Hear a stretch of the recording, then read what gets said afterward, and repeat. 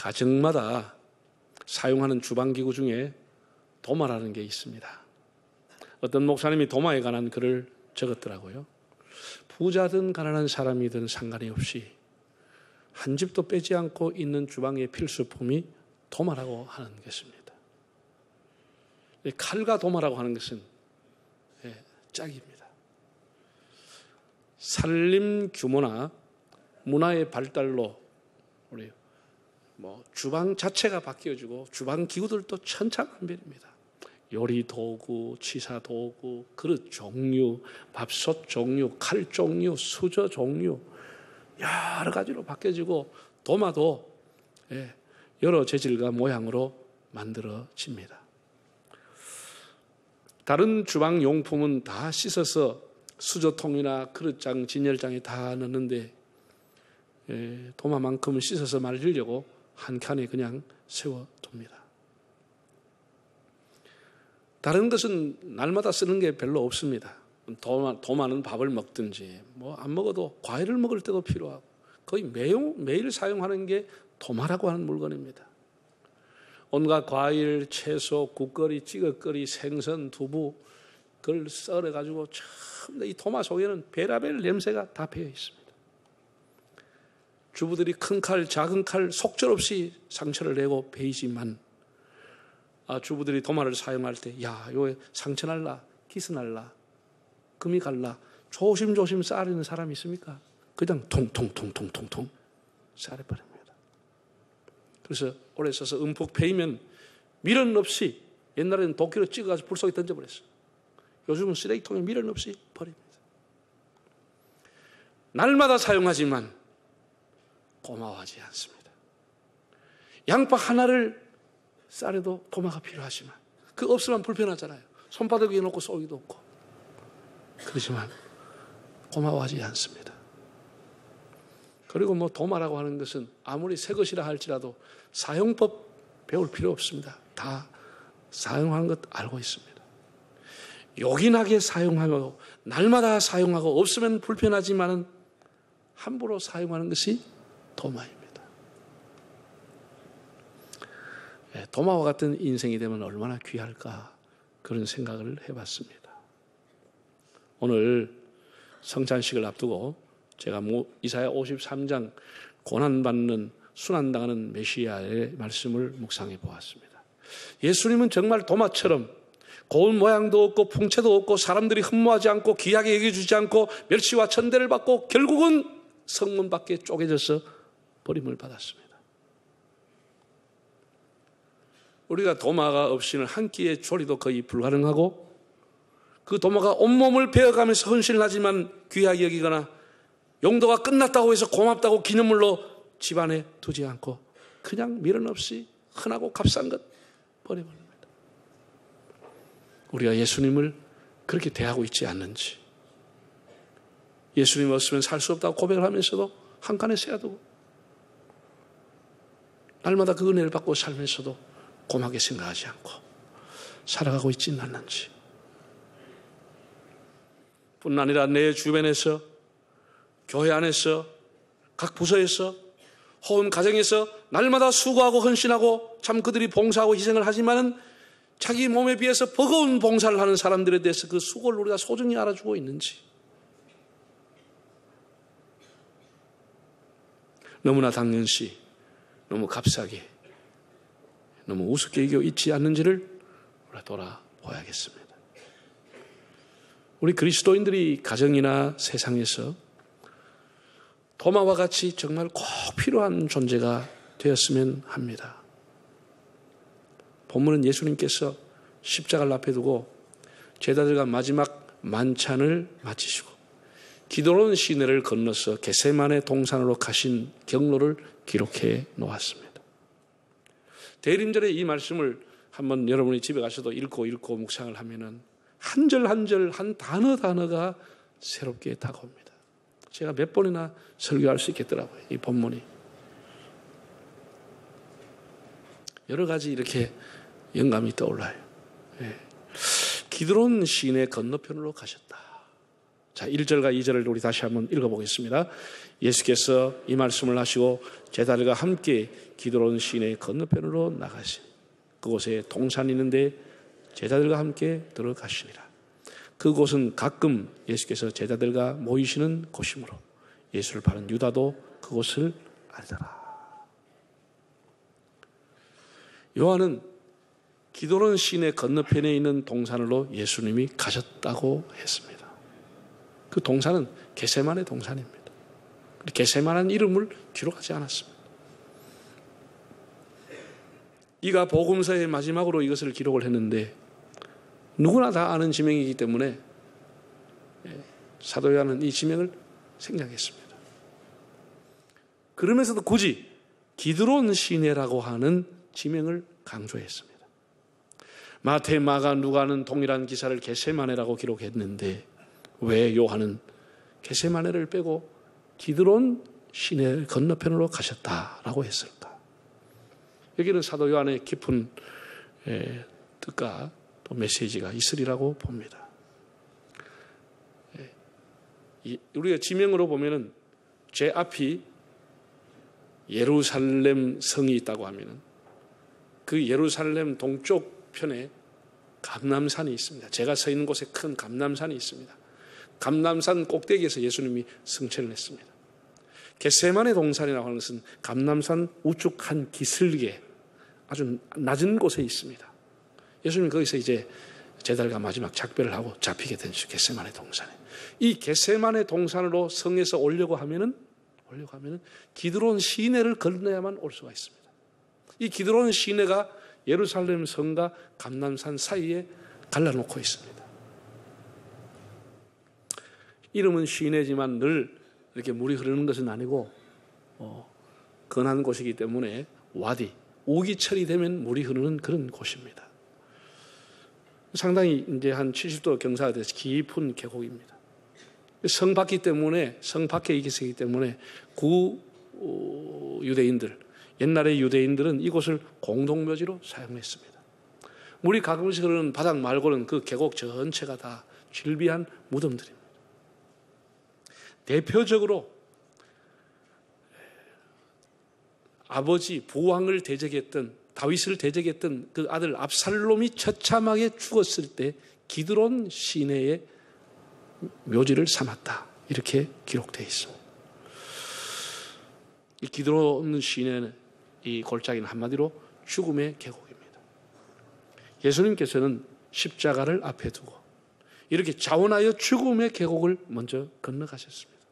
모든 사람이 의도적으로 피하는 그 기드론 골짜기를 예수님이 피해가지 않고 스스로 건너갔습니다.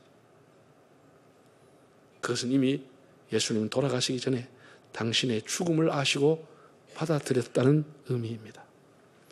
사도 요한이 굳이 겟세마네 동산이라고 기록하지 않고 이렇게 모든 사람이 피해가는 이 기드론 골짜기를 이름을 기록해 놓은 까닭은 뭐겠습니까? 메시지가 뭐겠습니까? 죽지 않으면 살 수가 없다는 것입니다. 즉사 즉생이라고 하는 거예요. 죽어야만 살 수 있다는 교훈을 준 것입니다. 사람은 어떤 사람이든지 아무리 그 사람이 한창 힘이 있고 능력이 있어도 기드론 골짜기, 죽음의 골짜기를 건너는 경험이 있어야 그 사람이 바르게 살아갈 수 있습니다.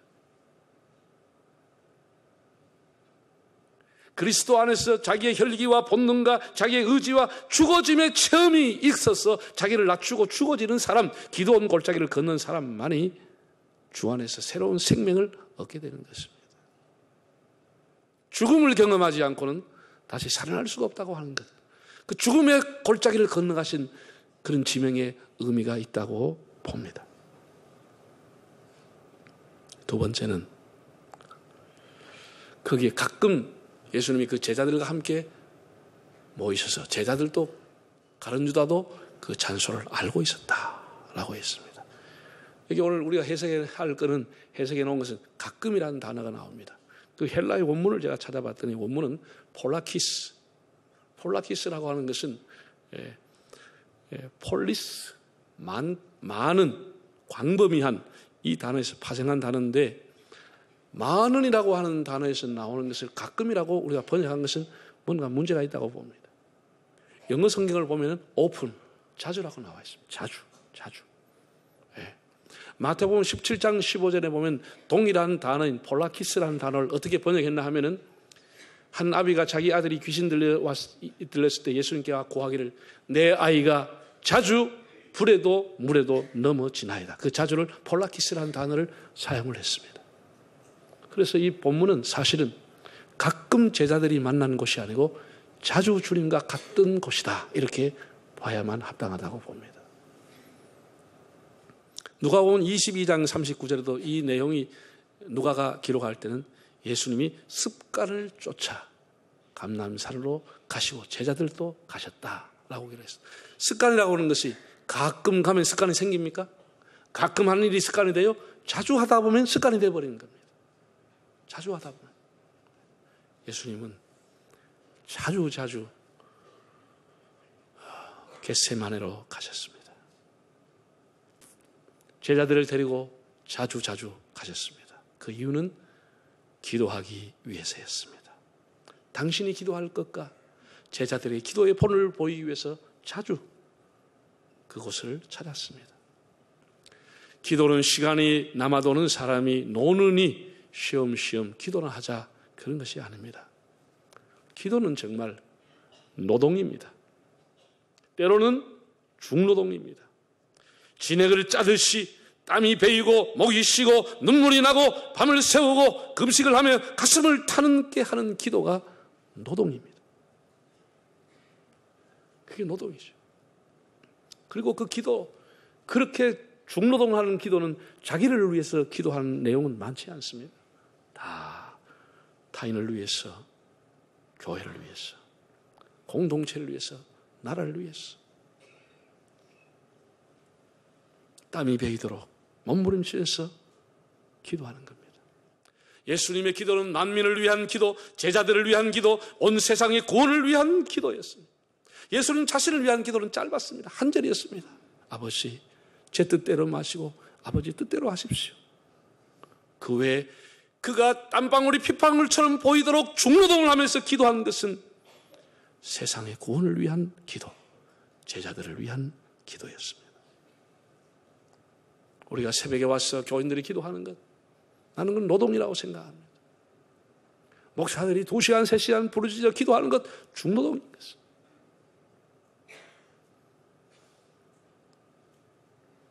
감람산 겟세마네 동산은 예루살렘 맞은편에 있습니다. 감람산에서, 겟세마네 동산에서 예루살렘 성을 보는 겁니다. 당연히 그 기도의 내용은 평화의 도시인 예루살렘을 위한 기도입니다.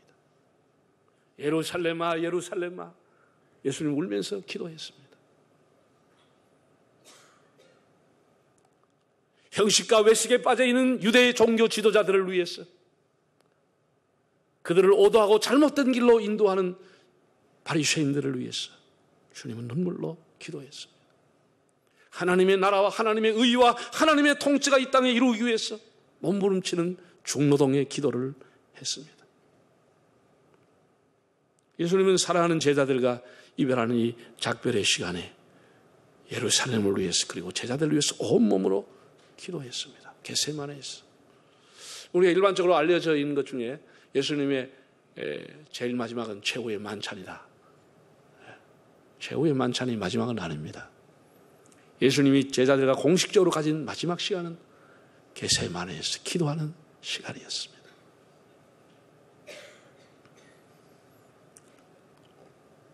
우리 그리스도인들은 교회를 섬기다가 직장으로 사업 때문에 불가불하게 교회를 떠날 때, 우리가 선교지에서 사역하다가 단기 선교하든지 중기 사역을 하든지 선교하다가 돌아올 때, 부득이하게 헤어질 때 우리가 할 수 있는 것은 기도입니다. 작별의 세레모니는 기도인 것입니다.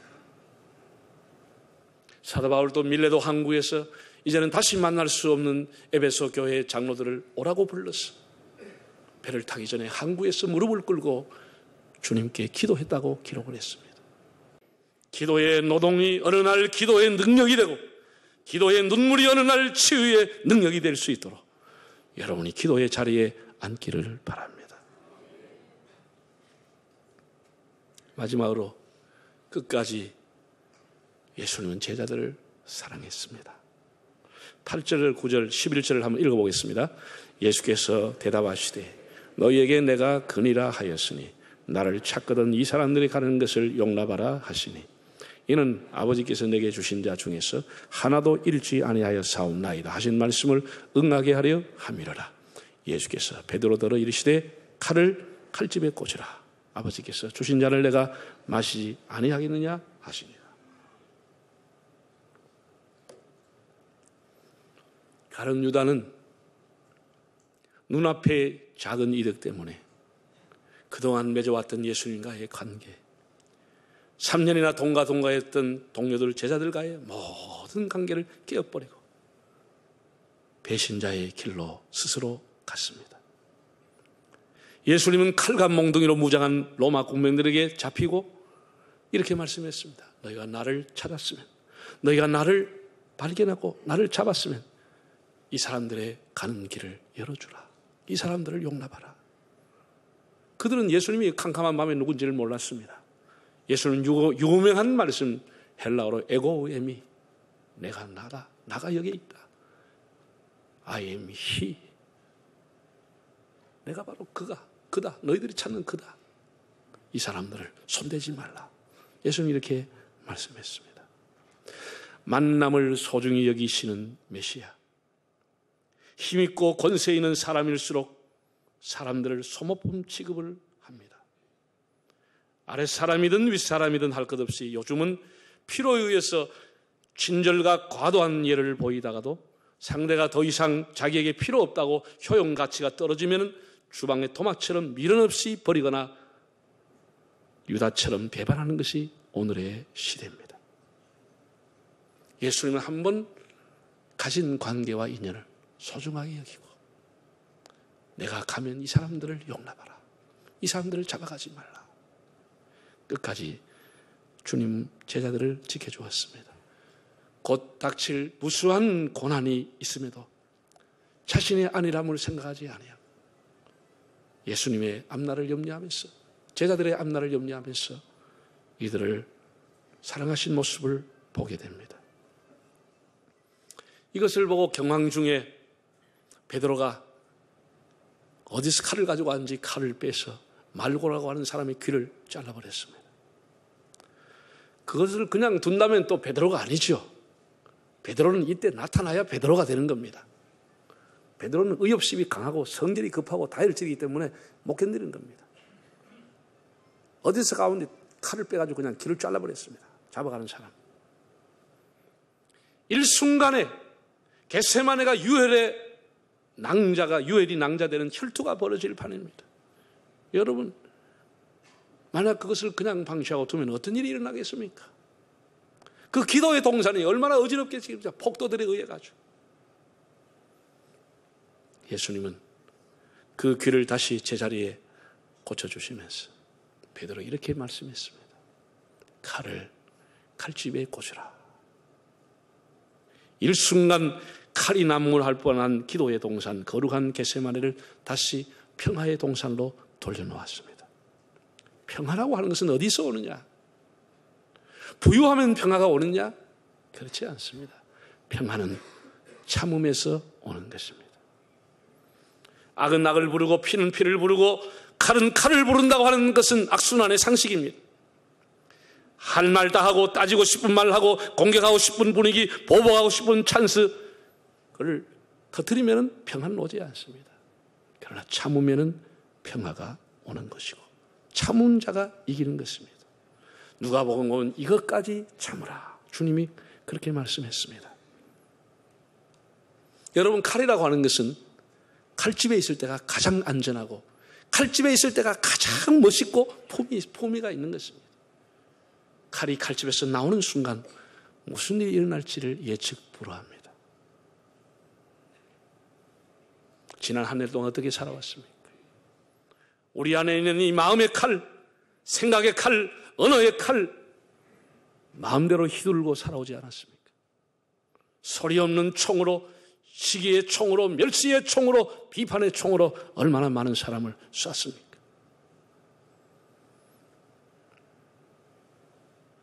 우리가 칼을 그냥 품고 있든지 버려야지. 칼이 나오는 순간 피차 상처뿐입니다. 교회가 존재하는 목적 중에 하나는 이 땅에 평화를 주기 위한 것입니다.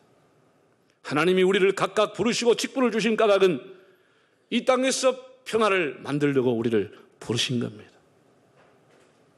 복음은 평화입니다. 하늘에는 영광, 땅에는 평화. 이것이 성탄의 메시지입니다. 사랑하는 여러분, 우리가 대림절을 보내고 있습니다. 대림절이란 준비하는 기간입니다. 무엇을 여러분이 준비하렵니까? 주님 오신 날 평화를 준비하십시오. 기드론 시인의 죽음의 계곡을 지나가신 예수님을 생각하십시오. 우리가 예수 안에서 죽지 않고 사는 길은 없습니다. 내가 죽어야 사는 것입니다. 그리고 그것은 예수님과 제자들이 자주 만나서 기도했던 곳입니다. 그래서 작별도 기도로 한 것입니다. 다시 우리가 기도의 자리에 서서 성탄을 맞을 수 있기를 바랍니다. 우리 주변의 사람들을 끝까지 사랑과 간영으로 대하십니다. 내 욕망을 채우는 소모품처럼 이용만 하지 말고 사람과의 관계를 소중히 여기고 잠재적인 폭력을 상징하는 칼을 칼집에 꽂아버립시다. 버리든지 합시다. 자신을 보호하기 위한 호신용이라는 변명을 버리고 피차 상처만 주는 칼을 사용하지 않기를 바랍니다. 여러분, 저는 제가 목회를 한 40년 하면서 하나님 앞에 감사한 것 중에 하나는 칼을 사용하지 않았다는 것입니다. 교회 안에 여러 가지 문제를 일으키는 집사들, 여러 가지 문제를 일으키는 장로들까지 있었습니다.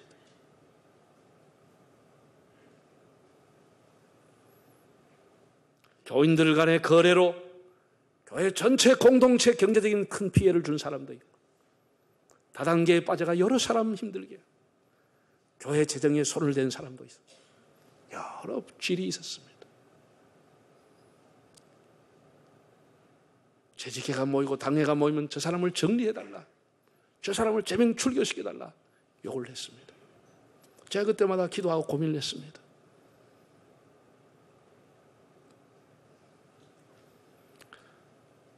그래서 그 사람의 적절한 징계, 수찬정지라든지 아니면 집사의 명부에서 내년에 임명하지 않는다든지 그렇게 하게 되면은 많은 사람들이 저를 오해하고 공격을 하는 겁니다.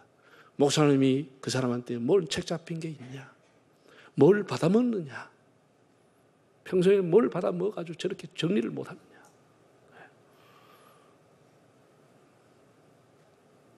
그런 일이 있었지만 그럼에도 저는 칼을 함부로 쓰지 않았습니다. 여러분, 우리가 세모의 한 해를 돌아보면서 참음은 평화를 낳는다는 교훈을 깨닫기를 바랍니다. 예수님은 도마와 같이 인생을 살았습니다. 사방에 찔리면서 파이면서도 그걸 다 받고 예수님은 그 길을 흔연히 갔습니다. 아무도 귀하게 여기지 않고 용도가 폐기하듯이 버려버렸지만 주님은 원망하지 않았습니다. 오늘 성찬과 금년 성탄을 통해서 우리 모두에게 겸손과 평화의 은총이 임하기를 바랍니다.